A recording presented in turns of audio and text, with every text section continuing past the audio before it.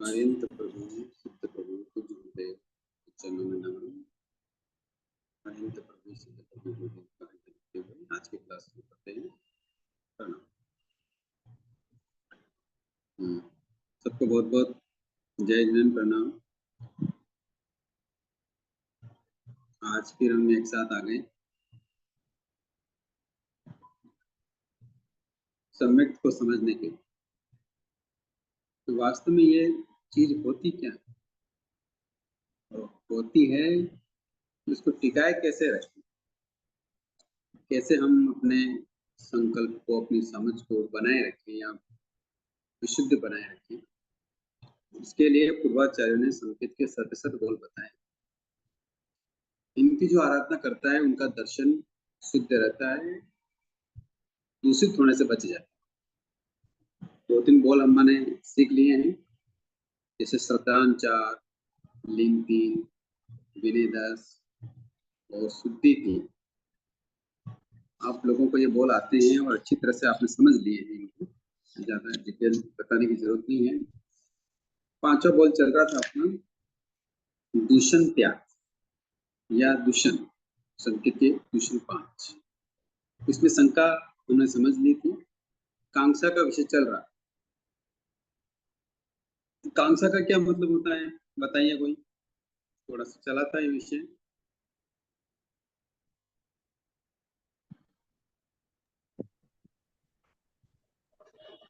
अन्य तीर्थों की आकांक्षा। हाँ जी, अन्य तीर्थों को मतलब उनकी चाह ना करना, उनकी चाहना। अच्छा, ठीक है, और बोलिए। अन्य तीर्थी जो हैं उनकी चकाचौंध भौतिकता ये सब देख के या चमत्कार को नमस्कार करना, उसकी ओर आकर्षित होना। तो क्या हो गया उसमें, आकर्षित होने में क्या दिक्कत?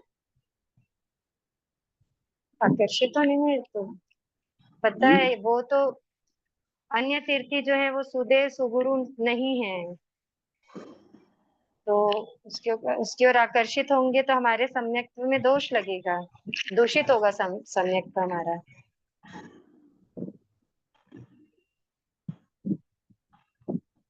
नहीं, वो ठीक है, पर दूषित क्यों होगा इसका कारण नहीं समझ रहे हैं, इसका कारण नहीं बता रहे कोई। समझ तो रहे हैं, कारण नहीं बता रहे कोई। अन्य तीर्थों की इच्छा नहीं करना, कांक्षा नहीं करना, बरोबर। उनके आडंबर में नहीं उलझना, उससे हमारा समय दूषित हो जाएगा। बात समझ रहे हैं, पर इससे क्या नुकसान होने वाला है ये बताओ।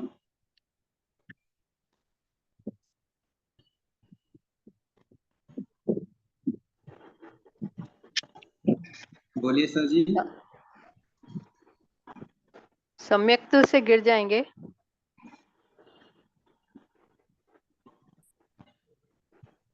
आपकी बातें सब सही है, पर जो आंसर आना चाहिए व्यवस्थित, वो नहीं आ रहा है।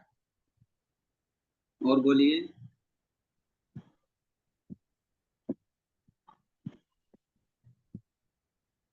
देखो, विषय बड़ा कठिन है ये। इस विषय को केवल रटा रटाए चलने से काम नहीं चलता है। हमने कई बार संकेत के सतसर बोल खुद ने सीखे होंगे, रटे होंगे, लोगों को सिखाए होंगे, किंतु उससे काम नहीं चलेगा। अनुभूति आनी चाहिए। इससे क्या नहीं होगा, अन्य तीर्थों की हम आकांक्षा करेंगे तो हमारा संकेत दूषित हो जाएगा। आडंबर देख के, चमत्कार देख के, ये कुगुरु के लक्षण है, कुदेव के लक्षण है, ये कुधर्म के लक्षण है। आप ऐसे ही कहना चाह रहे हैं ना? आप ऐसे ही कहना चाह रहे हैं ना? हाँ सर। पर हमारा नुकसान क्या होगा ये तो बताओ।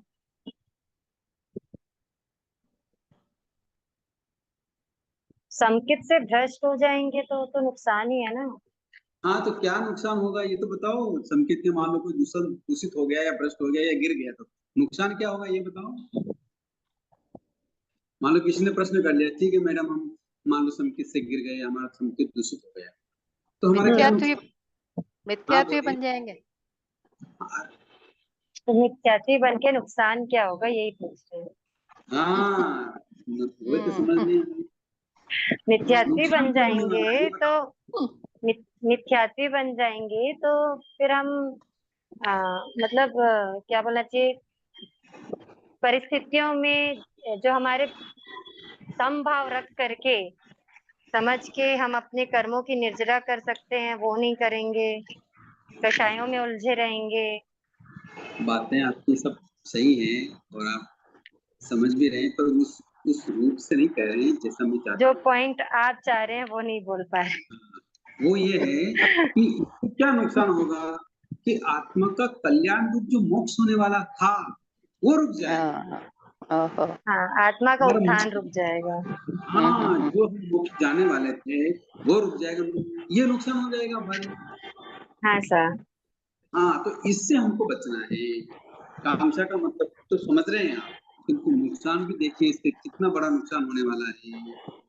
इसलिए हाँ, अन्य तीर्थों में जो मौज मजा है, जो साताकारी मार्ग है, जो मतलब संसार की सभी वस्तुओं का उपभोग करते हुए इंद्रिय विषयों में आसक्त जो मत पंथ हैं और उनके जो चलाने वाले साधु हैं, सन्यासी हैं, या जिनको वादों में बोले तो एकांतवादी हैं या क्रियावादी हैं, या और भी जो बात चल रहे हैं संसार में, उन सबका अगर हम कांक्षा करने लग जाएंगे, देखो कितना साताकारी है, कितना अच्छा है, कितनी प्रभावना होती है, कितने लोग जुड़े हैं, कितना ऐसा है, तो ऐसी आकांक्षाओं से हमारा संबंध क्या हो जाएगा, दूषित हो जाएगा।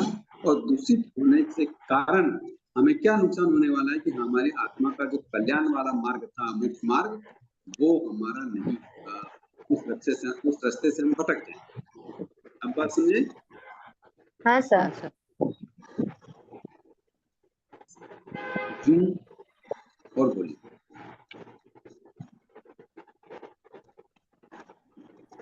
और बोली।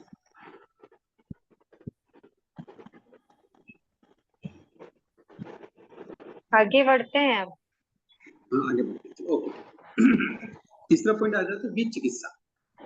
बीज चिकित्सा का मतलब होता है कि जो हम कार्य कर रहे हैं, भगवान ने जैसा हमें मार्ग बताया है, उस मार्ग के अनुसार हम जो क्रिया कर रहे हैं, आचरण कर रहे हैं, तप आराधन, धर्म आराधन जो कर रहे हैं, वो उसका कोई फल मिलेगा या नहीं, उसका कोई रिजल्ट है या नहीं, कर्मों की निद्रा होगी या नहीं, इस प्रकार धर्म के फल में संदेह करना, ये क्या कहलाता है? बीज चिकित्सा विचिकित्सा। कहलाता है। क्या पता आगे भी मुझे फल मिलेगा या नहीं। अभी तो मैं इतनी धर्म आराधना कर रही हूँ, मैं कई बार तपस्या करती हूँ, औषध वगैरह करती हूँ, सामयिक वगैरह करती हूँ, संभाव भी रखती हूँ, सब कुछ करती हूँ, तो भी मुझे तो इसका कोई फल ही मिल नहीं रहा है। और आगे भी मिलेगा या नहीं, कहीं मैं ठगा तो नहीं गया, कहीं कोई मार्ग तो दूसरा तो नहीं है, कोई वास्तव में जो इतने लोग दूसरे अन्य धर्मों को अपना रहे हैं, तो उनको तो प्रत्यक्ष फल दिखाई देता है। तो कहीं हम जो रास्ते पे हैं, वो कहीं हम किसने ठग तो नहीं लिया, या वास्तव में हमारा मार्ग सही तो नहीं है। इस प्रकार मन में संदेह करना, ये भी चिकित्सा कहलाती है। इस प्रकार मन में विचार करना चिकित्सा का दोष है। समक्ति को इस प्रकार चित्त में विलुप्त संदेशात्मक स्थिति नहीं रखनी चाहिए। उसे तो ये पक्का निश्चय होना चाहिए कि क्रिया का फल अवश्य मिलता है, चाहे देर हो सकती है या जल्दी भी हो सकती है। साधना के पथ में चलने वाले साधक को संशय की स्थिति से बचना चाहिए, अन्यथा वो मंजिल पर पहुंचकर भी बीच में इधर उधर लुढ़क पड़ेगा। इसलिए हमें किसी भी तरह की शंका नहीं रखनी। बात समझ रहे हैं? हाँ सर।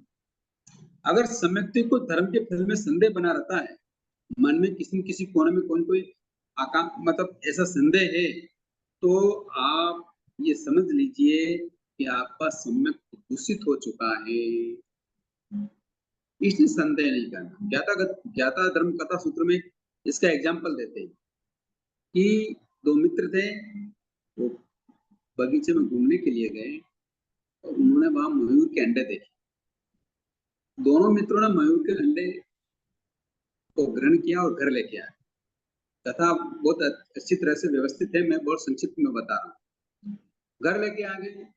अब एक मित्र जो था, उसको थोड़ी शंका थी, यार हम मयूर के यहाँ से अंडे तो ले आए, और उसमें से बच्चा होगा कि नहीं होगा क्या पता, तो वो रोज उनको तो के इधर उधर घुमा फिरा के देखता फिर रख देता। एक मित्र था, दूसरा सेकंड वाला, तो उसको तो विश्वास था नहीं अंडा है तो निश्चित रूप से मयूर का बच्चा पैदा होगा। वो उनको छूता नहीं, हाथ लगाता नहीं, दृढ़ विश्वास उसको था। समय आया, समय परिपक्व हुआ और पहले वाले मित्र का तो अंडे से कुछ हुआ ही नहीं, बच्चा निकला ही नहीं, किंतु दूसरे वाला जो मित्र था जिसको विश्वास था, उसको समय पर उस अंडे से क्या मिला, मयूर का बच्चा प्राप्त हो। तो जिसने शंका की, जो रोज हाथ लगाता था, देखता था, तोड़ता था, इस ऐसी क्रिया करने से उसके अंदर का जो जीवत्व था वो क्या हो गया, नष्ट हो गया। तो हम अगर रोज धर्म आराधन करते हुए अगर मन में इसी तरह से शंका रखेंगे, क्या पता है कैसा हो रहा है, क्यों हो रहा है, मिलेगा कि नहीं मिलेगा, मोक्ष मिलेगा कि नहीं मिलेगा, कर्मों की निद्रा हो रही कि नहीं हो रही, क्या है क्यों नहीं, ऐसा अगर मन में शंका करके हम बैठ गए धर्म आराधन करने, तो फिर हमारे को संकित में दूषण लगेगा, दोष लगेगा। बात समझ में आ रही है? हाँ सर। ऐसा दूषण नहीं रखना चाहिए। कई बार परिस्थितियां ऐसी होती हैं, धर्म आराधना करते हुए भी मन वचन काया से हम उसकी पूरी तरह से शुद्धता से आराधना नहीं कर सकते। ठीक इसी तरह से मान लो कभी कोई किसान होता है, खेत में उसको फसल बोनी होती है, फसल बोता भी है किंतु पानी नहीं बरसता, तो क्या वो फसल बोना बंद कर देगा? इस विश्वास को तोड़ देगा कि नहीं फसल बोने से तो अनाज होता ही नहीं है, फसल पैदा होती नहीं है, फिर बीज क्यों बोए? तो बिना बीज बोए क्या फसल मिलेगी? नहीं। नहीं मिलेगी। तो ये विश्वास उसका टूटता नहीं। ठीक इसी तरह से क्यों हमारे ऐसे अनंत अनंत कर्म वगना के पुतल हमने सत्ता में ले रखे हैं, सत्ता में बने हुए हैं, कि वो हमारे जब समय आता है तब उदय में आते हैं और हमें कर्म निर्जा करने में सहयोगी नहीं बनने देते। अगर हम उस समय संभाव रख लेते हैं, मन में किसी तरीके से विचिकित्सा नहीं रखते हैं, तो बात बन जाती है, किंतु ऐसा कर लेते हैं तो हमारा संकेत क्या हो जाता है, दूषित हो जाता है।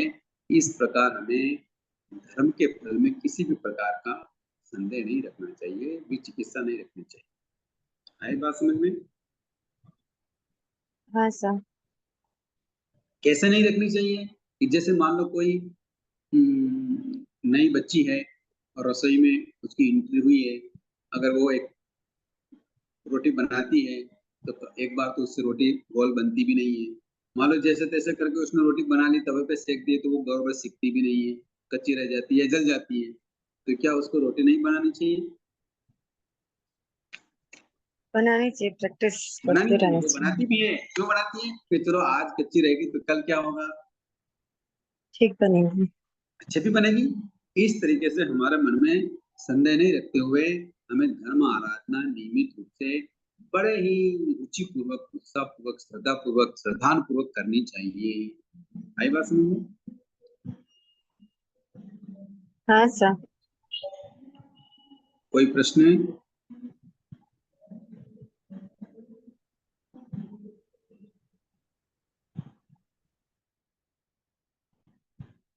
कोई प्रश्न नहीं है, सभी बहुत श्रद्धान के साथ धर्म आराधना करते। ओके,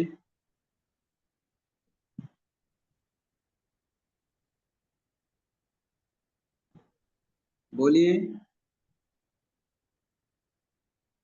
नहीं सर, इससे रिलेटेड तो कोई प्रश्न नहीं है अभी। ओके,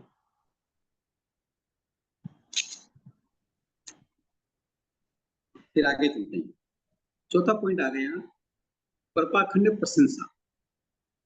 अब यहाँ पाखंड शब्द आया हुआ है। पाखंड का अर्थ कई बार निर्मल व्रत में भी प्रयुक्त होता है। दशमकालिक सूत्र में पाखंड शब्द को निर्मल व्रत के रूप में प्रयुक्त किया है, जो कि सर्वज्ञ प्रणीत है, किंतु असर्वज्ञ प्रणीत अनिर्मल व्रतों के अर्थ में तो पर पाखंड आया है, मतलब दूसरे के पाखंड, यानी दूसरा का धर्म जो है वो, जैसे शुद्ध कितान सूत्र में जो पाखंड आए हैं 363 वेद, उन पाखंडों की प्रशंसा करना, ये असर्वज्ञ प्रणीत भी अच्छे व्रत हैं, इन्हें भी ग्रहण करना चाहिए। यह परपाखंड प्रशंसा नामक अतिचार है। क्योंकि ये मोक्ष के साधक नहीं है, ये मिथ्यात्व के भी पोषक होने से सम्यक दृष्टि द्वारा प्रशंसा करने के योग्य नहीं है। बात समझ में आ रही है? हाँ। इसलिए परपाखंड प्रशंसा नहीं करनी चाहिए। जैसे मैंने शायद राजनांदगांव में तो बताया था पर्यूषण के दिनों में कि जैसे कोई पतिव्रता स्त्री होती है, वो अपने पति के व्रत के पालन में सहायक ऐसी स्त्री से ही संपर्क रखती है कि जैसे उसके किसी व्रत में दोष न लगे, किंतु वो कभी वेश्याओं से संपर्क नहीं रखती। क्यों नहीं रखती? अगर वो रखेगी तो वो क्या होने वाला है, उसका भी शील हरण होने वाला है। इसलिए उसको ये पता है कि मुझे अपने शील की रक्षा के लिए जैसे मैं पतिव्रता हूँ, वैसे ही अन्य पतिव्रता स्त्रियों से ही हमें क्या संपर्क रखना है, अन्य स्त्रियों से संपर्क नहीं रखना। इसी प्रकार दूसरे प्रपाखंड जो हैं उनकी प्रशंसा नहीं करना। समझ में आया बात? जी। हमें इतने मजबूत रहना है कि जैसे एक बार एग्जांपल देते हैं कि जैसे मान लो गुलाब के फूल होते हैं, तो गुलाब के फूल जब वो पक जाते हैं या मुरझा जाते हैं तो खिल जाते हैं, तो उसकी मिट्टी में मिल जाते हैं, उसके पास जो नीचे मिट्टी होती है उसमें मिल जाते हैं। तो एक बार क्या हुआ कि एक कथानक है, हो सकता है वो एक काल्पनिक हो। तो एक बार क्या हुआ, अकबर बादशाह, उन्होंने मिट्टी मंगवाई अपने बगीचे के लिए। तो मिट्टी मिट्टी लाई गई बगीचे में और उसका भराव किया गया, और उस मिट्टी के ऊपर जब वो बादशाह चल रहा था तो उसमें भीनी भीनी गुलाब की खुशबू आ रही थी। तो वो कर्मचारी को पूछा, भाई ये क्या है, इस मिट्टी में इतनी सुगंध कहाँ से आई? तो उनको जानकारी दी गई कि हुक्म, ये मिट्टी उस स्थल से लाई गई है जिसके ऊपर गुलाब के फूल थे। तो गुलाब के फूल मुरझा के सूख के इस मिट्टी में मिल गए, इसलिए इस मिट्टी से भी सुगंध आ रही है। तो अब बादशाह ने क्या कहा, अरे वाह फूल तेरी मेहरबानी, तो तूने मिट्टी में मिलके भी अपनी सुवास नहीं छोड़ी और उसकी संगति नहीं करी, तो मिट्टी की संगति कर लेती, या तो अपनी सुगंध छोड़ के मिट्टी में मिल जाता, किंतु ऐसा नहीं करके मिट्टी को भी अपने सुगंध में मिला लिया। बात समझ रहे हैं आप मेरी? हाँ सर। हाँ, तो ऐसे ही सत्संग करना, प्रपाकुंजों की प्रशंसा नहीं करना। हम इतने मजबूत रहे अपने सम्यक्त में कि अगर कोई प्रपाखंडी है तो वो हमारे साथ मिल जाए, किंतु हम उनके साथ नहीं मिले। मिलने का अर्थ विचारों से, प्रशंसा से। ओके, जी। बात समझ में आ गई? हाँ सर। आज भाई साहब तो कुछ बोल ही नहीं रहे। सॉरी सर, अभी जस्ट मैं वापस आ गया, एक्सट्रीमली सॉरी। चलो आगे चलते हैं। अब लास्ट जैसे मतलब संगत का असर होता है, सही है सर? संगत का असर होता है। हाँ। तो संगत के असर में हमें नहीं बहना है। अगर इतना परिपक्व है तो प्रपाखंडियों की तो संगत भी करें तो कोई दिक्कत नहीं, अन्यथा हमें प्रपाखंड की प्रशंसा भी नहीं करनी है, संगत को तो छोड़ दो। सही है। भाई क्योंकि साहब, हम, हाँ इस बारे में बता रही हूँ। हमारे सर्कल में एक पंजाबी है, भाभी। मतलब एक संगठन है हमारा, उसमें वो भाभी पंजाबी हैं। तो अब संगत की बात जो है, अभी ये स्थिति है कि जब भी वो हमसे मिलते हैं तो वो पहले होके मुझे जय जिनेंद्र कहते हैं। हाँ, मतलब वो भी जय जिनेंद्र बोलना सीखे। और फोन पे भी बात करते, एक दिन फोन पे बात कर रहे थे तो उन्होंने बोला जय जिनेंद्र रुचि, तो उनके हस्बैंड बाजू से बोलते हैं जय जिनेंद्र क्या होता है। वो क्योंकि वो पंजाबी हैं, पर बता रही संगत का असर, उसकी बात बता रही हूँ। हमारे भी एक कस्टमर हैं जो राजपूत हैं, जी। तो वो जब भी मेरे को फोन करती है तो हुकम सा जय जिनेंद्र ऐसा बोलती है। कितने ऊंचे शब्दों का प्रयोग करती है। हाँ, एकदम नियम है उनका, वो पहले से होके जय जिनेंद्र बोलते हैं। और अभी तो एक दो बार प्रवचन और में भी गए साथ में, थोड़ा थोड़ा उनको अच्छा लगता है। बहुत बढ़िया। तो कहने का मतलब कौन है आंटी? एक मिनट है, सॉरी।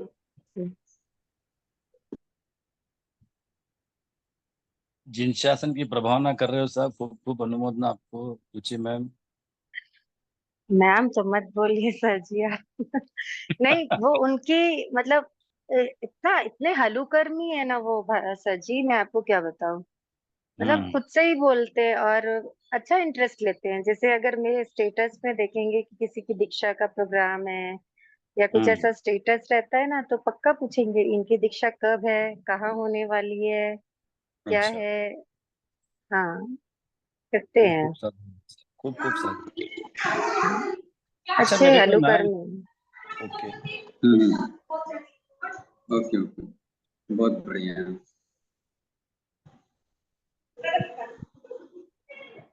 खुशी की बात, ये आजकल ये बहुत हो गए। हम थोड़ा सा अगर मजबूत रहते हैं ना, तो सामने वाले का भी इफेक्ट हुए बिना नहीं रहता है।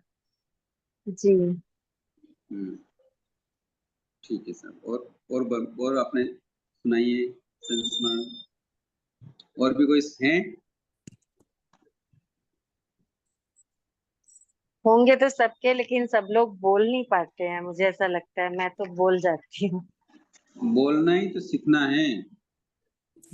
हमारे भी मॉर्निंग वॉक में हमारे एक दोस्त बोलते हैं सर, जय जिनेंद्र। हाँ हाँ तेलुगु तेलुगु है, लेकिन वो हाँ। विश करते हैं जय जिनेंद्र। उनको बहुत हम्म अच्छा लगा। नहीं, ठीक बात है। कई बार ऐसा करने से फिर हमें भी ये एहसास होता है कि मैं जैन हूँ। जी। क्या ये एहसास होता है कि मैं जैन हूँ, और फिर जैन का एहसास होता है, तो हमारा दर्शन भी विशुद्ध रहता है। भाई इसलिए साहब, मैं मेरे कई यहाँ बार की हेल्पर भी आती है ना, मतलब जो हम्म, दीदी काम करती हैं, तो वो भी आती है। मैंने उसको भी सिखा दिया। वो आते साथ पहले जय जिनेंद्र करती है। हम्म, पहले नमस्ते बोला करती थी, मैं जय जिनेंद्र बोलती। मैंने उसको बोला जय जिनेंद्र बोला करो। वो हम्म, बकायदा आते साथ जय जिनेंद्र करती है। कई बार साधु की क्लास लेने का प्रसंग आ जाता जी। है, तो उनका एक प्रश्न होता है कि कई बार प्रमाद में गलती हो जाती है। तो मैं उनसे एक निवेदन क्या करता हूँ कि आप अपने आप को ये बताइए कि मैं कौन हूँ, मैं साधु हूँ। बस ये इतना सा बताइए रोज, तो फिर आपका जो प्रमाद के कारण जो गलती होती है उसमें कमी होती है। हम अस्तित्व को भूल जाते हैं, इसीलिए समस्याएं खड़ी होती हैं। और वाकई। जब अस्तित्व को भूलते हैं तो दर्शन भी दूषित हो जाता है। इसलिए अन्य आकांक्षाएं चलने लगती हैं कि वहाँ देखो, वहाँ क्या है, आज गणपति के कितने डांस हो रहे हैं, क्या हो रहे हैं। पर कल्पना कीजिए, मैं कल या परसों सोच रहा था, ये हमारा पड़ोस में बहुत सारे पास में गणपति है, तो वहाँ गए हुए थे, और वहाँ गाने चल रहे थे। और गाने कौन से चलते हैं वहाँ? फिल्मी गाने ही चलते हैं लगभग। हाँ, फिल्मी गाने चलते हैं। मैंने सोचा कि देखो इनकी आस्था का उथलापन कितना है, कि मान लो वो जिस मूर्ति को जिसको वो भी भगवान समझते हैं, गणपति समझते हैं, देवरूप मानते हैं, उनके सामने भी फिल्मी गानों पे डांस कर रहे हैं। अब उनकी श्रद्धा का कहना ही क्या। मतलब मान लो गलत श्रद्धा है तो भी वो फिल्मी, मतलब इंद्रिय विषयों के वशीभूत होकर वो अपना कार्य कर रहे हैं। और किसके सामने कर रहे हैं? उनके आराध्य के सामने। आरती के सामने कर रहे हैं। तो श्रद्धा कहाँ है? मतलब गलत श्रद्धा, जिस जगह पर अपन मिथ्या मान रहे हैं, वो श्रद्धा भी उनकी श्रद्धा के रूप में नहीं है। केवल अपने मनोरंजन के लिए वो सारे ये करते हैं। तो भगवान की वाणी के ऊपर श्रद्धा रखना तो कितना कठिन होता होगा। कितना मन को, वचन को, काया को व्यवस्थित दृढ़ बना, समझ पूर्वक दृढ़ बनाना कितना कठिन होता होगा। समझ में आई बात? हाँ सर। क्योंकि भगवान का धर्म रुक्ष है, स्नेह वाला नहीं कि आप ये पाप मत करो, आप इसका त्याग करो, इसकी हिंसा मत करो, ऐसा मत करो, ऐसा मत करो, ऐसा मत मत मत, जो आता है ना कि ऐसा है हमारा, जी क्योंकि हमारा धर्म है निवृत्ति प्रधान, प्रवृत्ति प्रधान हमारा धर्म नहीं है। और अन्य तीर्थों में, अन्य धर्मों में, यहाँ तक कि हमारे जिन शासन के धर्म में, जैसे अन्य जो संप्रदाय है, मंदिर वाले हैं, दिगंबर है, यहाँ के स्थानक वासियों में भी ये बीमारी घुस गई है।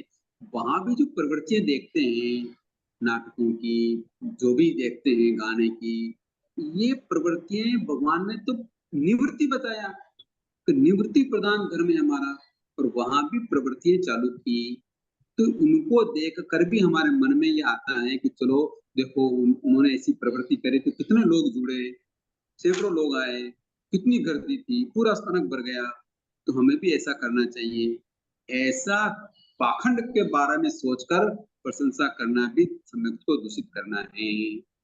नहीं बात समझ में? हाँ सर। पांचवा है प्रभाखंड संस्थाव।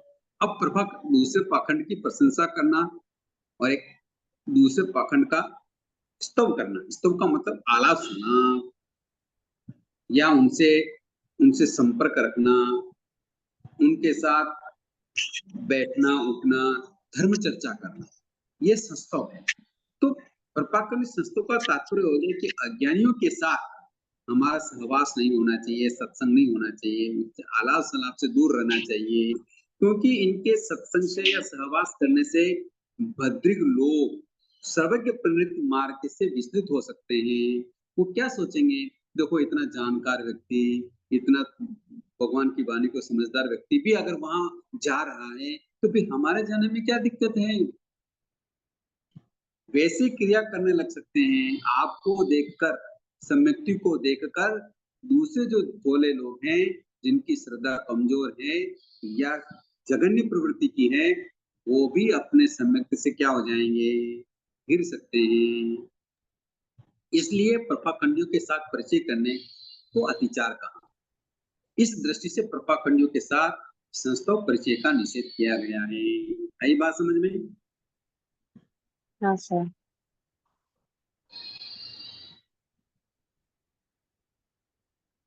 कोई प्रश्न है?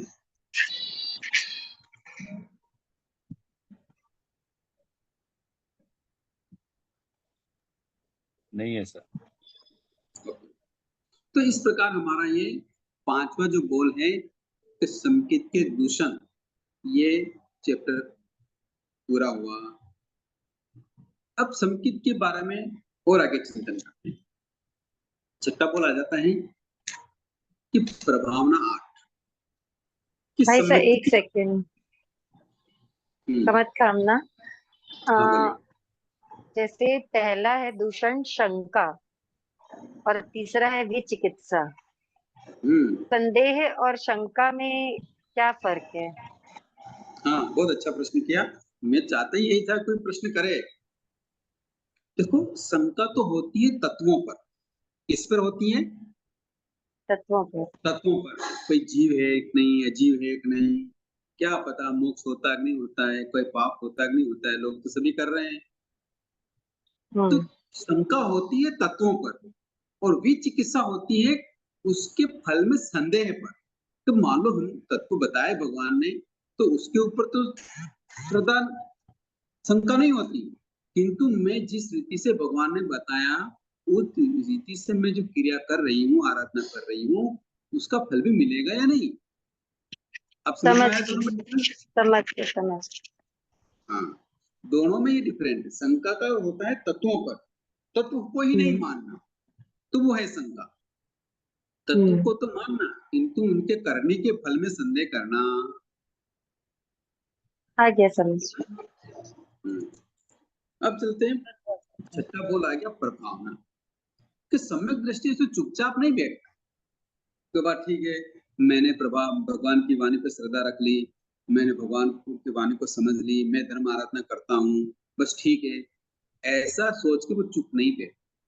वो भगवान की वाणी की प्रभावना करता है। वो चाहता है कि भगवान की वाणी अन्य लोगों तक भी पहुंचे, मैं उनको उनका दर्शन शुद्ध करने में निमित्त बनूं। इस प्रकार वो सम्यक दृष्टि भी क्या करता है, अपनी हैसियत के अनुसार, अपनी कैपेसिटी के अनुसार, अपने जितना समझ है, जितना जानकार है, उसके अनुसार वो भगवान की वाणी को यथा समय और यथा स्थल पर रखता है। उसके भी बोल, उसके 8 बोल हैं। पहला बोल है प्रावचनी। क्या बोल है पहला? प्रावचनी। हाँ, प्रावचनी एक विशिष्ट शब्द है, इसको संक्षिप्त में कर दें तो प्रवचनी, प्रवचन देना, या यूं समझ लें कि भगवान के जो उपदेश हैं, जो अंगोपांग हैं, या जो ग्रंथ वगैरह हैं, या टीकाएं वगैरह हैं, उनका तल स्पर्शी ज्ञान करना, और तल स्पर्शी ज्ञान करके उनका प्रावचनी दूसरों को बताना, या उन आगमों का अभ्यास करना। उन आगमों में जो रहस्य भरा है, उन रहस्यों को जानने के लिए शास्त्रों का पठन पाठन चिंतन मनन करना, यथाशक्ति दूसरों को कराना, ज्ञान में परिपक्व हुआ समय भी स्वयं को और दूसरों को उन मार्ग में गमन करने से रोककर सन्मार्ग में लाता है। इस प्रकार वो धर्म की प्रभावना करता है। आई बात समझ में? हाँ सर।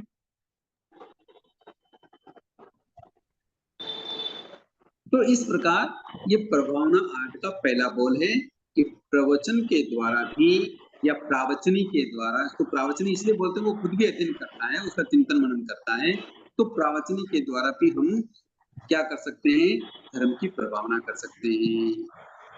और इस प्रकार दूसरे जो प्राणी उन्मार्ग करने पे हैं, उन्मार्ग पे हैं, या मतलब गलत रास्ते पे है, उनको रोककर भगवान के द्वारा स्थापित सही मार्ग पर हम उनको ला सकते हैं। इस प्रकार हम धर्म की प्रभावक बने। आगमिक उपदेश के माध्यम से अरिहंत शासन का प्रभाव बढ़ाने वाला युग प्रधान ये जो प्रावचनिक है, इसको हम प्रभावक कहते हैं, प्रभावना कहते हैं। आई बात समझ में?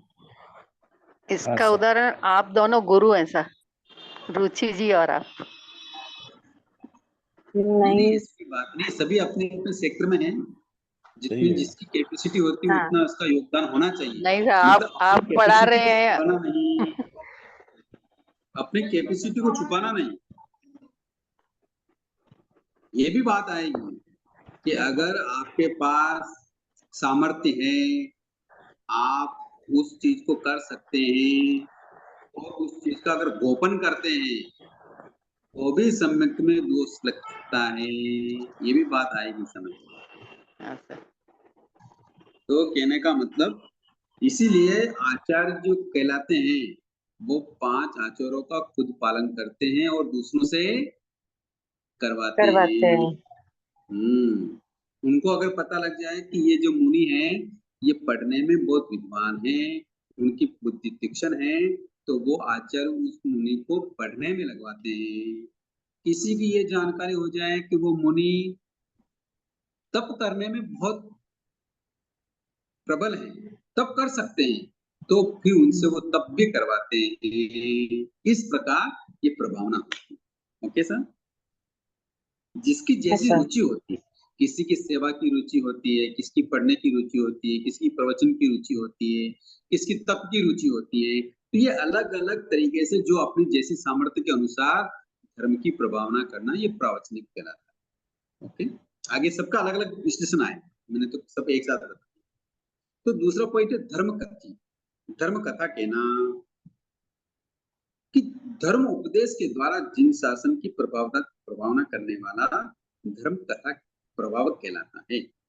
जैसे कोई बात आप जानते हो, भगवान की वाणी को आप जानते हो, तो उसको प्रभावपूर्ण तरीके से, रोचक तरीके से धर्म उपदेश देने से बहुत लोगों को अच्छा प्रभाव पड़ता है।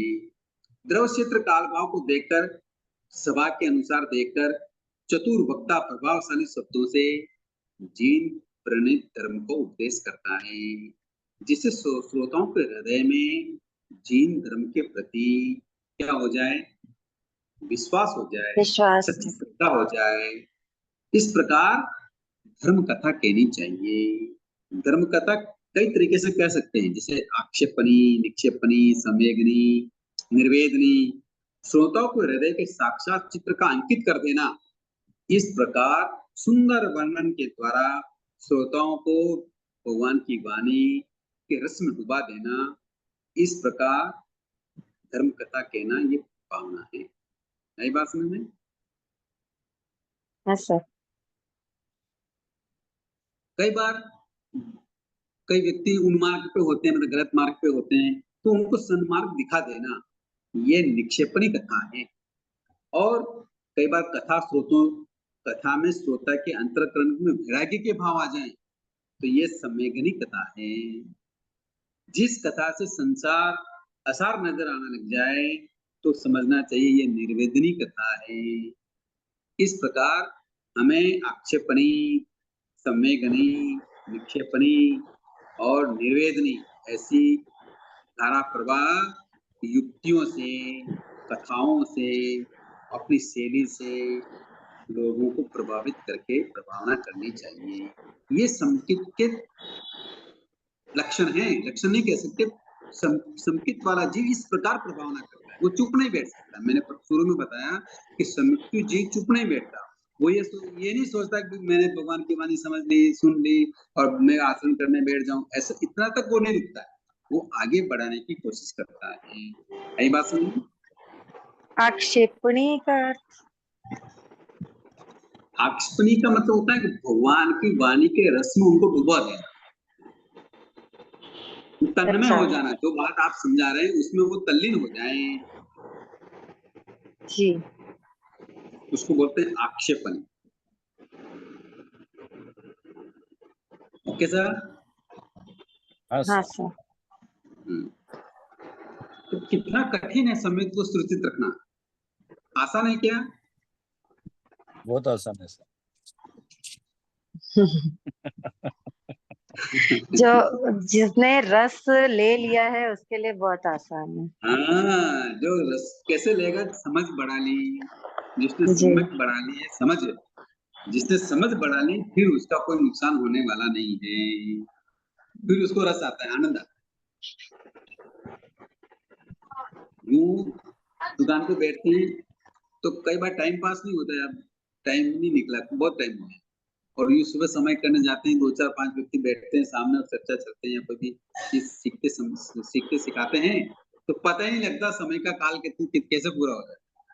सही है। तो इस प्रकार हम अपने चित्त को लगाए रखें, ये सम्यक के लक्षण है। तो इसको सुरक्षित रखने के लिए ये सारी बातें की जा रही है। संकित के 67 बोल ही इसीलिए बनाए गए हैं कि हमारा दर्शन शुद्ध बना रहे, दूषित न हो।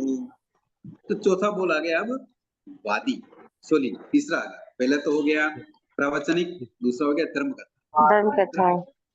हाँ, तीसरा है वाद।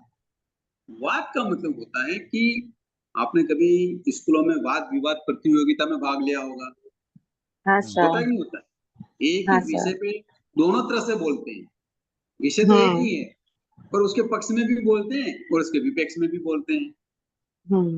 तो इस प्रकार प्रतिपक्ष का खंडन करते हुए स्वमत का मंडन करने वाला वादी कहा जाता है। वाद की प्रखर प्रतिभा के द्वारा अन्य वादियों के कथन का खंडन करते हुए स्व सिद्धांतों को तर्क और प्रमाणों के आधार पर मंडित करना, ये जैन धर्म को प्रभाव को बढ़ाने वाला है।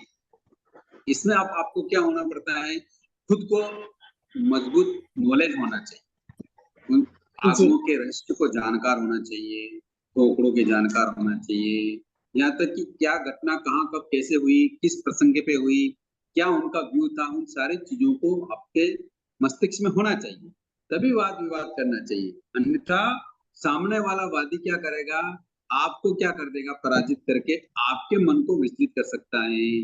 तो इसलिए वाद विवाद करते समय बहुत सावधानी बरतनी चाहिए। आई बात समझ में? हाँ सर। इसका डेफिनेशन बोलना सर, वाद का। वाद का मतलब होता है अपने स्वमत को प्रकट करना, स्व सिद्धांत को प्रकट करना। हाँ, स्व सिद्धांतों को तर्कों के साथ, प्रमाणों के साथ और ठोस आधार के स्थल पर लोगों के सामने रखना कि भगवान ने जो सिद्धांत बताया वो इस कारण से सत्य है। ओके।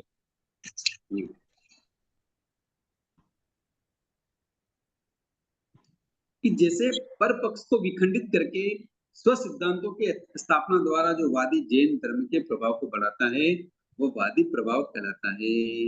जैन धर्म पर आरोपित किए जाने वाले आरोपों का सशक्त प्रतिवाद करने वाला प्रतिवादी प्रभावक है।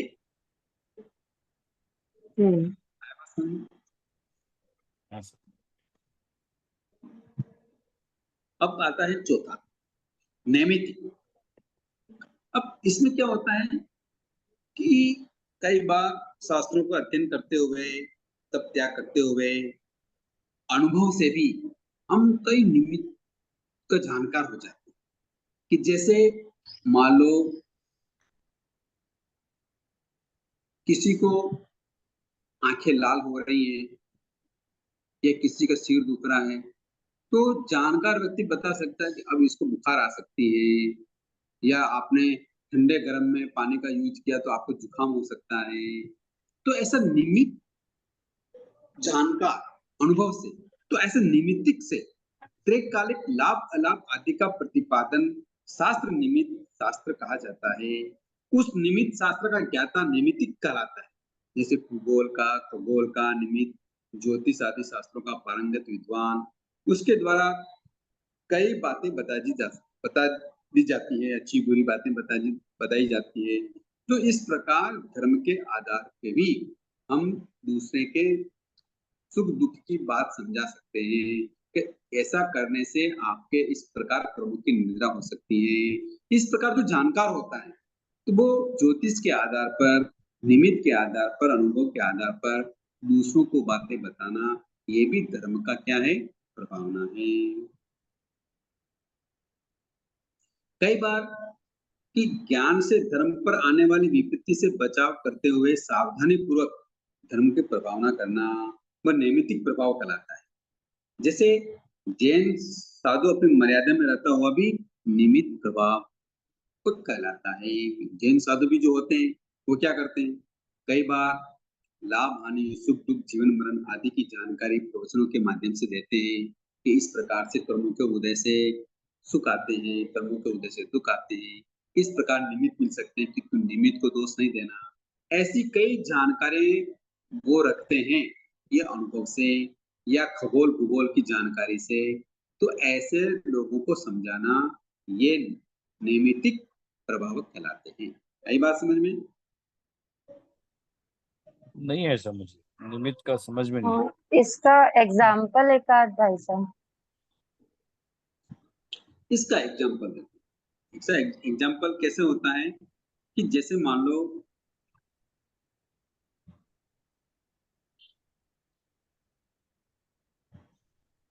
आपके पाँव में ठोकर लगी। अब आपके पाँव में ठोकर लगी किसी पत्थर से, तो आप पत्थर के ऊपर रोष करते हैं क्या? नहीं। वहां अपनी असावधानी मालूम पड़ती है कि देखो मैं ध्यान से नहीं चली, अगर सावधानी रख के चलती तो इस पत्थर से मेरी ठोकर नहीं लगी। ओके। किंतु अगर में कोई बैठा है, मान लो बच्ची बैठी है, कोई बैठा है, अपन जा रहे हैं और अनजाने में उसका पाँव ऊंचा नीचा होने से आपके ठोकर लगी। अब उस समय आप क्या सोचेंगे? इसने तो देख उस समय देख ऐसा कर नहीं सोचेंगे तो इसने जान करके ये मेरे पाँव हाँ। ऊपर नीचे किया, इससे मेरे ठोकर लगी, मैं गिर गई। तो अज्ञानी जीव या जो दूसरे जीव होते हैं वो क्या सोचते हैं, इसका निमित्त मिल गया, इसने जानकर ऐसा किया, किंतु ये निमित्त कर्मों के उदय का है। इस प्रकार नैमित्तिक बात करता है। अगर वो नैमित्तिक भूगोल का जानकार है तो भूगोल से संबंधित बात करता है, अगर वो नैमित्तिक अगर ज्योतिष का जानकार है तो ज्योतिष के आधार पर बताता है। तो इस प्रकार से धर्म की प्रभावना करना, ये बताना कि तो निमित्त है। जैसे पत्थर से भी हमें ठोकर लगी अपनी खुद की असावधानी से। अपनी खुद की असावधानी क्यों हुई कि हमारे अशुभ कर्मों का उदय आ गया। इस प्रकार हम दूसरों को समझा सकते हैं।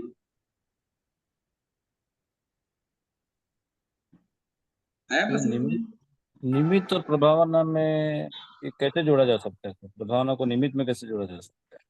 प्रभावना ऐसे है, जैसे एक बार एक एग्जांपल और लेते हैं कि जैसे एक बार स्वर्गीय आचार्य नानालाल जी मानस तो शायद मोखा मंडी की घटना है, तो एक घर पे दर्शन देने गए तो उस माता जी को दिखाई नहीं देता। तो अब जैसे ही गुरुदेव ने उसको मंगली सुनाई और वर्षों से नहीं दिखाई देता था, माता जी व्रत हो गए थे और वर्षों से उनको दिखाई नहीं देता था, वो किसी के दूसरे के सहारे बाहर आना जाना करते थे, किंतु गुरुदेव उस दिन मंगलिक देने उनके घर गए और गुरुदेव का प्रभाव समझे या मंगलिक का प्रभाव समझे या उनके शुभ कर्मों का उदय समझे, गुरु का निमित्त समझे, उससे उनकी आंखों में ज्योति आ गई। ये घटना हो गई। अब इस बात को लेकर हम प्रवचन के माध्यम से भी इस बात को कह सकते हैं, देखो धर्म के प्रभाव से, धर्म के निमित्त से गुरुदेव वहां पधारे तो उन माता जी के भी आंखों में ज्योति आ गई। तो ये एक नैमित्तिक है। इस प्रकार हम धर्म की प्रभावना कर सकते हैं। आई बात समझ में? भाई साहब जैसे अब अपन वो इसमें बड़ी शालिभद्र जी के मान लो पूर्व भाव, भूगोल का जानकार है, कोई भूगोल का जानकार है या कोई ज्योतिष का जानकार है, तो इस प्रकार अनुभव के आधार पर भी हम अन्य तरीके से भी भगवान की वाणी को आगम अनुसार का बताकर भावना कर सकते हैं। हाँ, क्या बोल रहे थे आप? जैसे शालिभद्र जी के पूर्व भाव का बताते हैं कि उन्होंने खीर का सुपात्र दान में खीर बहराई तो उनके इतने इतने धन की वर्षा होती है उनके घर पे। तो ये मतलब जो भी दृष्टांत देते हैं ऐसा, वो सब इसी में आएगा। हाँ, इसी में आता है। अरे ये अपने तो मतिश्रुत ज्ञान की तो बहुत ही बड़ी प्रभावना है। मतिश्रुत अज्ञानी, जिसे हम गौशालक को कहते हैं कि वो मतिश्रुत अज्ञानी था, फिर भी वो 2 4 5 बातें बता देता था। ये निमित्त से लाभ हानि बता देता, कब इसका बारिश कब होगी ऐसा बता देता, आपके धंधे में लाभ होगा नहीं होगा ऐसा बता सकता था वो। अज्ञानी जीव भी, मतिश्रुत अज्ञानी भी अगर अनुभव से इतनी बात बता सकता है तो सम्यक दृष्टि मतिश्रुत ज्ञान से क्या नहीं बता सकता। किंतु निर्मल होना चाहिए। आई बात समझ में? और निर्मल का क्या संबंध है? निर्मल का क्या संबंध ज्ञान से? बताओ। लाभ होगा सर, हम्म? ज्ञान का तो वृद्धि होगी ना। श्रद्धा। नहीं, ज्ञान बोलते ना, जितना निर्मल ज्ञान होगा तो निर्मल का क्या संबंध है? यूं कह रहा हूं मैं, ज्ञान के साथ निर्मल का क्या संबंध है? मतलब सम्यक ज्ञान। हाँ, नहीं ज्ञान तो समय की है, तभी तो मतिश्रुत जी कहला रहा है। पर जी। निर्मल बोलते ना, इनका बहुत निर्मल ज्ञान है, तो कम निर्मल का ज्ञान, संबंध किससे है? हाँ? डीप ज्ञान, डीप होना चाहिए। नहीं नहीं नहीं नहीं, ये डीप नहीं डीप है, नहीं, मतलब मतलब थोड़ा ज्ञान है। हाँ, मतलब उनकी कषाएं बहुत पतली होनी हाँ, चाहिए। अच्छा यहाँ अच्छा। कषाय से संबंध है निर्मलता का। अच्छा। हाँ, इधर समझ बढ़ाओ अपनी, कि जितनी जिसकी कषाय निर्मल होगी वो मतिश्रुत ज्ञान वाला भी कई बातें निमित्तिक से बता सकता है। अब बात समझ में आई? जैसे कई चीजों की कभी कभी पूर्वानुभूति होती है। नहीं, देखो ये तो मतिश्रुत ज्ञान के ही अवान्तर प्रकार हैं। जी। हाँ, ये नहीं ज्ञान दो ही है हमारे पास अभी, इन्हीं नहीं के भाई साहब, अवान्तर। एक चीज पूछना है। जैसे कई बार होता है कि कई कई जगह ऐसी होती है, कुछ बातें होती है कि हमको ऐसा लगता है ऐसा नहीं करना चाहिए, ऐसा करने से रिजल्ट अच्छा नहीं आएगा, है ना। क्या? तो मतलब कोई अगर कहीं बाहर जा रहा है, कुछ हम्म, पूर्वानुभूति होती है तो हमको नहीं आज बाहर मत जाओ, सही नहीं होगा, या मत जाओ ऐसे अच्छा नहीं होता, मतलब मन सही नहीं, गवाही नहीं दे रहा है, तो जैसे मना कर दिया जाता है या कुछ रहता है तो कई लोग क्या, भाई ये इनकी टोक लग जाती है या इनकी बात लग जाती है, ऐसा बोलने में आता है किसी किसी के लिए। तो उसको अपन क्या समझें? नहीं ऐसा नहीं समझना चाहिए, क्योंकि सामने वाला अगर आपके टोकने के बावजूद भी मान लो परदेश गया या अन्य गांव गया और जैसा आपके मन में भय था वैसा नहीं हुआ, तो फिर नहीं, वैसा मान लो हो आपने जाता नहीं है टोका, तब। हाँ मान लो आपने नहीं टोका और फिर भी हो जाता है। ऐसा एक प्रसंग आया था कि स्वर्गीय नाना लाल महाराज साहब गणेशाचार्य के पास सेवा में थे उदयपुर, वर्षों से थे, ये सहकारण रुके हुए थे और एक दिन ऐसा आया कि गणेशाचार्य स्वर्ग सिधार गए। अब स्वर्ग सिधार गए तो दूसरे दिन विहार करना कि नहीं करना साधुओं को, कर बोलो। लेना, कर क्या रहे हैं, बाधा है। किंतु वहां के श्रावक कहते हैं कि आज इस दिशा में अगर आप विहार कर रहे हैं तो इसमें ये दिशा शूल का अशुभ प्रसंग है, अब क्या करना। दिशाशूल का मतलब? दिशाशूल एक अशुभ संकेत माना जाता है ज्योतिष में। हमारे राजस्थान में तो मानते हैं, आपके उधर मानते कि नहीं मानते मालूम नहीं। दिशाशूल एक अशुभ दिन है, जैसे वार होता है ना, गुरुवार बुधवार, पूरे दिशा में बुधवार को विहार नहीं करना या नहीं जाना, प्रदेश नहीं जाना, ऐसा दिशाशूल आता है। तो जिस दिन गणेशाचार्य का देवलोक गमन हुआ उसके दूसरे दिन तो कल्प ही नहीं है वहां रुकने का साधुओं के, तो अब दूसरे दिन दिशाशूल का प्रसंग बन गया। श्रावक मना कर दिया कि नहीं, अब वर्षों से आप यहाँ उदयपुर में रुके हुए हैं और इस दिन तो कम से कम आप विहार नहीं कर सकते, ये दिशाशूल है। किंतु आचार्य नाना लाल जी महाराज साहब ने उस बात को नहीं माना। उन्होंने कहा नहीं, हमारा चारित्र धर्म पहले है, हम भगवान की आज्ञा के आराधक हैं, जो होना है वो तो कर्मों के अधीन है, तो उन्होंने विहार कर दिया। तो ऐसा भी होता है, जो आप प्रश्न कर रहे थे ना, मन में ऐसा आ जाता है तो फिर क्या करना चाहिए। जी।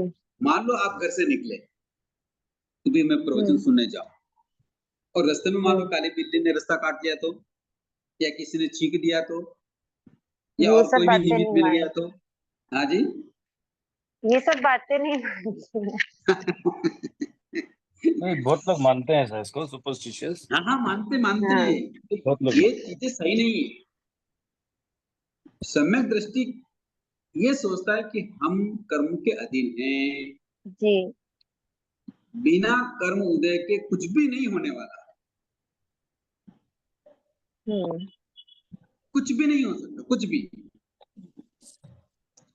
यहाँ तक कि तीर्थंकर भगवान प्रवचन भी फरमा रहे हो और उनके समोशरण में हमने भी कई बार सत्संग किया होगा, किंतु हमारे कर्म का योग नहीं था कि हम उनके पास दीक्षा लें। तो फरमा रहे हैं साक्षात तीर्थंकर प्रभु, फिर भी कर्मों की कितनी प्रगाढ़ता थी कि हम उनके उपदेशों को ग्रहण नहीं कर पाए।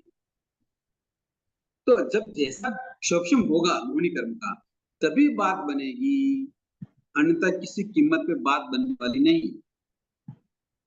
हमारे गांव में कितने लोग होते हैं, जैनियों के घर कितने हैं, प्रस्थानक में कितने लोग आते हैं, न के बराबर, बहुत थोड़े लोग आते हैं। तो इसका सीधा संबंध कर्मों से ऊपर है कि लोगों के मोहिनी कर्म का सूक्ष्म नहीं है, इसलिए वो स्थानक में आने का सोचते ही नहीं। एक छोटे स्थानक की तो बहुत दूर की बात है, हमारे इतने जैनियों के घर होते हुए भी नवकार्सी कौन करते हैं, कितने जने करते हैं। नौकारसी भी उनकी सोए सोए आ जाती है, वो उड़ते उड़ते तो उनके नौकारसी आ जाती है, फिर भी वो नौकारसी पचकते हैं क्या? नहीं पचकते हैं। नहीं पचकते हैं। तो कहने का कारण यही है कि जब तक कषायों का उपशमन नहीं हो तब तक भगवान की वाणी का असर नहीं होता। कषाय का क्षोक्षम उपशम होना बहुत जरूरी है, ये आंतरिक कारण है। यूं व्यामोह से मान प्रतिष्ठान सम्मान चाहना आकांक्षा से यूं स्थानक भर जाता है, किंतु धर्म की आराधना भावों से वही व्यक्ति करेगा जिसके कषायों का क्षोक्षम होता है। बात समझ में आ रही है? अब यूं स्थानक भर हाँ जाता सर। है, वो सभी व्यक्ति धार्मिक नहीं होते। 24 वाले दिन भर जाता है। हाँ, कई कई कारणों से भर जाता है, किंतु जी। वो व्यक्ति धर्म आराधक नहीं होते क्योंकि उनके कषायों का उपशमन नहीं है। कषायों का जिस दिन उपशमन हो गया, वो फिर किसी भी व्यक्ति की धर्म में सहायक की इच्छा नहीं करता। श्रावक के 21 गुण हैं, उसमें एक गुण है कि नहीं है?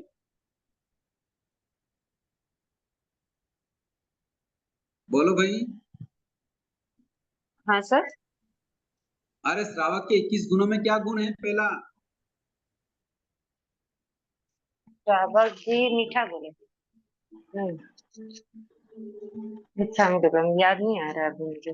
हाँ, तो ये है कि धर्म करने में किसी की सहायक की अपेक्षा ना रखें। जी। अगर कोई होगा तो मैं सामयिक करने जाऊंगी, कोई होगा तो मैं पोषण करूंगी, समर करूंगी, ऐसी अपेक्षा ना रखें। उसको अगर धर्म करना है तो वो सम्यक दृष्टि जीव तत्काल उस ओर आकर्षित हो जाता है। समझ में आया?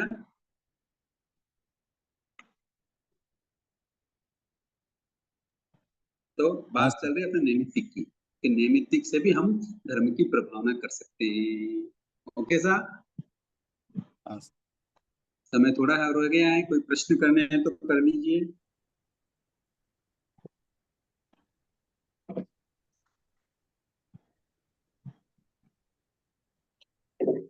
नो नो कैंडिडेट ही हैं, शायद 15-17 कैंडिडेट थे, नो ही है। आज तो आशा जी भी नहीं है, हाँ सर। बहुत सारे। हम्म, हाँ सर, एक प्रश्न है सर मेरा, जय हाँ जी जी, सर। जय अभी आपकी रुचि जी ने एक प्रश्न किया था, ऑलमोस्ट वैसा ही प्रश्न है मेरा भी। कोई कोई गुरु भगवान की जो वाणी रहती है एकदम प्रबल होती है सर। जैसे मैंने खुद आजमाया है, मेरे दादू साहब मेरे को लेके जाते थे रूप मुनि महाराज के पास, तो वो जैसे कहते थे ऑलमोस्ट वैसा ही हुआ, और मेरे को भी अनुभव हुआ है ये चीज का। हम लोग कहते थे कभी कभी फर्स्ट डे हम लोग निकल जाते, शाम में निकलते, आज मत निकलो कल निकलना, और उस दिन निकलते तो वापस हम लोगों को वहां पे आना ही पड़ता था, और अगले दिन ही निकलना पड़ता था कभी कभी। मतलब उनकी जो वाणी रहती थी ना एकदम परफेक्टली रहती थी। ये कैसे हो सकता है सर ऐसा? नहीं, ऐसा हो सकता है, इसमें कोई बड़ी बात नहीं है। देखो, मैं आपसे एक निवेदन पहले भी किया कि अज्ञानी जीवी अगर शास्त्र का पारंगत करता है, अज्ञानी, बात समझना मेरी, है हाँ अज्ञानी मतलब सर। मिथ्यात्वी, हाँ।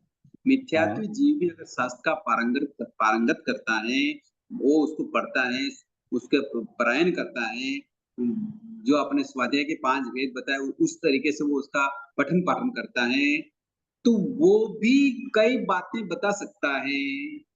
कौन बता सकता है? ये अज्ञानी जीव भी, मिथ्यात्व भी। अज्ञानी। तो फिर सम्यक दृष्टि जो जीव है, वो मति श्रुति ज्ञान निर्मलता से अगर पालन करता है तो वो क्या नहीं बता सकता। एक एग्जांपल मैं देता हूँ, मेरे जीवन की घटना का एग्जांपल देता हूँ कि एक बार क्या हुआ कि एक व्यक्ति स्थानक में आए और वो उदयपुर जाने के लिए आए। जब घटना जैसी ही वैसी बता देता, तो उस समय तो मुझे ऐसा कुछ लगा नहीं, पर जब मुझे इसकी गहनता में मैं जब उतरा, इसकी समझ में मैं जब उतरा, तो मुझे ये अनुभव हुआ, अरे ये तो मति श्रुति ज्ञान का प्रकार है, मति श्रुति ज्ञान से हो सकता है ऐसा। तो देखो घटना कैसे बती, मैं बताता हूँ। तो 2 भाई बहन दर्शन करने आए और कहा कि हम उदयपुर जाए। तो मेरे मन से सहज में निकल गया कि आज उदयपुर आप नहीं पहुंच सकते।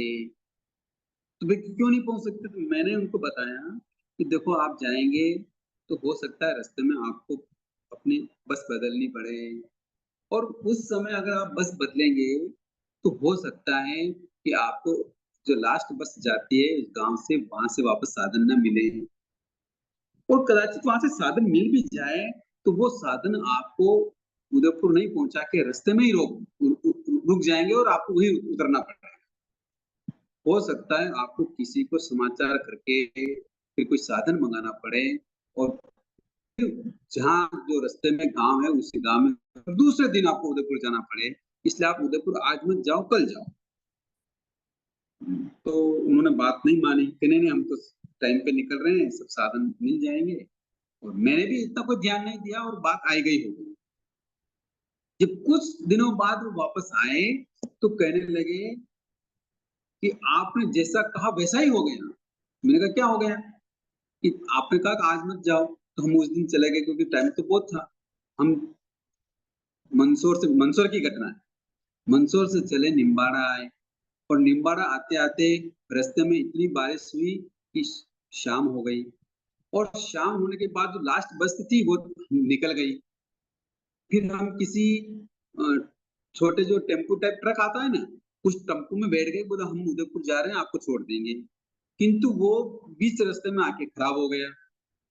फिर वहां से उन्होंने समाचार किए भदेसर, तो भदेसर में फिर बड़े महाराज साहब के जो भाई हैं भैरूलाल जी, उनके पुत्र उनको मोटरसाइकिल पर लेकर भदेसर रात रुकना पड़ा और दूसरे दिन पहली बस से फिर वो उदयपुर गए। ये घटना उन्होंने आके मेरे को सुनाई, तो मैं भी आश्चर्यचकित हो गया। मैंने कहा मैंने ऐसा नहीं सोचा था कि आपके साथ ऐसा हो जाएगा, किंतु मैंने तो ऐसे एक अपनी भावना में आके ऐसी बात कही थी कि आज मत जाओ क्योंकि समय सही नहीं है, क्योंकि बारिश का भी मौसम में हो सकता है आप नहीं पहुंच पाए। केवल अनुभव के आधार पर मैंने ऐसी सरलता से बात कही थी, किंतु बहुत दिनों बाद फिर वापस आए तो मेरे को ये घटना बताई।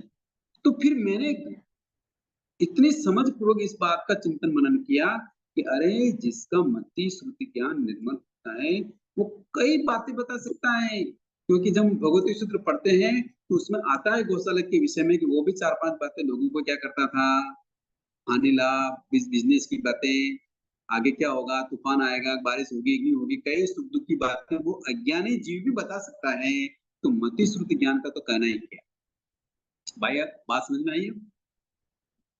तो जो आप कह रहे हैं ना कि जब हम रुक्मिणी जी महाराज साहब के गए तो उन्होंने कहा आज मत जाओ या कल जाना, नहीं तो हमको वापस रिटर्न आना पड़ा, तो ये बातें हो सकती है। एक बार नहीं हुआ साहब, बहुत बहुत बार हुआ ऐसा हम लोगों हाँ को। हो सकती, कई बार हो सकती। हाँ, तो ये मति श्रुति ज्ञान की निर्मलता से ही होता है क्या सही है? बिल्कुल, मति श्रुति ज्ञान की निर्मलता से ही होगा।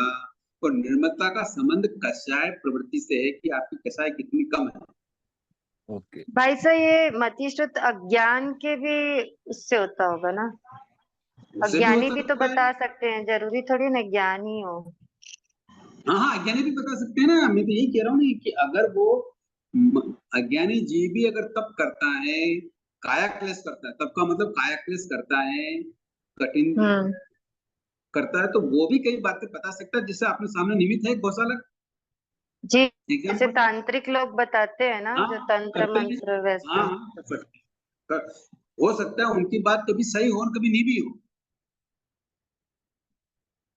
तो मति श्रुति ज्ञानी और अज्ञानी की निर्मलता से, तो अज्ञानी की निर्मलता से नहीं कह सकते हम लोग।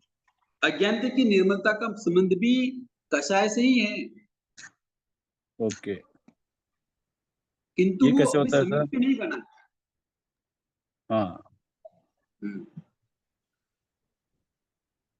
और बताइए, ये सारी चीजें कब लागू होती हैं कि जब आप अपनी कषाय की प्रवृत्ति को इतना पतला करते हैं, इसके ऊपर डिपेंड।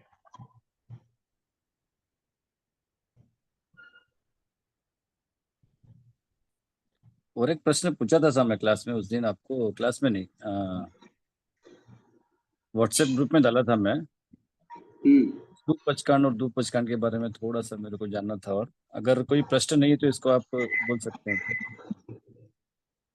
अगर कोई प्रश्न आज नहीं है तो ये सुपचकांड और धूपचकांड के बारे में थोड़ा सा मेरे को बताना। हाँ अच्छा, ये विषय भगवती सूत्र से संबंधित है कि भगवती सूत्र में गौतम स्वामी प्रभु से प्रश्न करते हैं कि प्रभु सुपचकांड क्या होता है और दुष्पचकांड क्या होता है। तो वहां प्रभु ये फरमाते हैं कि कोई व्यक्ति हिंसा का त्याग करता है, अगर उसको हिंसा क्या होती है, जीव क्या होते हैं, इसकी अगर समझ नहीं है और वो हिंसा का त्याग करता है तो उसके वो दुष्पचकांड है। क्योंकि वो जीव को समझता ही नहीं है कि एकेंद्री क्या होती है, स्थावर क्या होते हैं, बेंद्री क्या होती है, त्रस क्या होते हैं, कौन कौन से हो सकते हैं। अगर इसकी डिटेल में उसको जानकारी नहीं है और फिर भी अगर वो कहता है कि मेरे हिंसा का त्याग है, मैंने तो हिंसा के त्याग ले लिए हैं, तो वो उसके दुष्प्रत्याख्यान है। सही बात समझ? हाँ सर, ओके। हाँ, और कोई व्यक्ति, अब सुपचकान किससे हुए? अगर कोई व्यक्ति कोई प्रत्याख्यान ले रहा है कि मैं हिंसा का त्याग करता हूँ, प्रभु आपकी वाणी सत्य है, तो किस रूप में वो हिंसा का त्याग करता है? फिर वो ये जानता है कि एकेंद्रीय जीव कौन से होते हैं, त्रस्त जीव कौन से होते हैं, स्थावर जीव किसको कहते हैं, जैसे पृथ्वी, पानी, वनस्पति, अग्नि, वायु, इनको स्थावर जीव कहते हैं। बेंद्रीय जीव जिनके 2 इंद्रिय होती है, तेंद्रीय जीव जिनके 3 इंद्रिय होती है, कौन कौन से हो सकती है, कैसे कैसे हो सकती है, बिना मन वाले कैसे हो सकते हैं, मन वाले कैसे, उनकी सारी डिटेल की जानकारी रखना। और फिर वो कहता है कि मैं हिंसा का त्यागी हूँ, तो प्रभु कहते हैं कि वो उसके सुपचकान है, क्योंकि उसको पता है कि हिंसा कैसे कैसे होगी। तो जब वो उसको पता होगा तभी तो वो हिंसा करने से बचेगा। इस प्रकार उसके वो सुपचकान कहलाते हैं। तो ये हिंसा के माध्यम से हो गया सर, इसी को हम लोग एक अगर एग्जाम्पल है, तपस्या की। ये एक हाँ, एग्जाम्पल आया भगवती सूत्र में। इसी को ओके। हम अन्य रूप में भी कह सकते हैं कि जैसे मान लो कोई उपवास कर रहा है, तो वो हाँ। उपवास क्यों करना चाहिए, उपवास करने से क्या होता है, इसकी डिटेल में अगर जानकारी है तो उसके सुपचकान है। जैसे सर इसमें तो 2 किया पंचकान गया कैसे कहेंगे पचकान। आप? हाँ, क्या बोल रहे हैं? पूछिए अक्षय, रुचि जी पूछिए। हाँ जी, आवाज नहीं आ रही। हाँ सर, मतलब इसको समझ पूर्वक किया गया पचकान बिल्कुल समझ सुपचकान है। पूर्वक जो जो व्रत प्रत्याख्यान ले रहे, जैसे कई बार हम दही का प्रत्याख्यान ले लेते हैं, आज दही भिगे का मेरे प्रत्याख्यान सौगंध लेती है, तो अगर वो दही का प्रत्याख्यान ले लेती है कोई भी, तो फिर वो दही के निमित्त जो भी चीजें हैं वो नहीं खा सकती। चाहे वो सब्जी में अगर दही गिर गया है तो भी नहीं खा सकती, छाछ नहीं पी सकती, दही बड़े नहीं खा सकती, दही का अगर क्या बना दिया, जैसे ये श्रीखंड बना दिया तो श्रीखंड नहीं खा सकती, दही का मट्ठा नहीं खा सकती।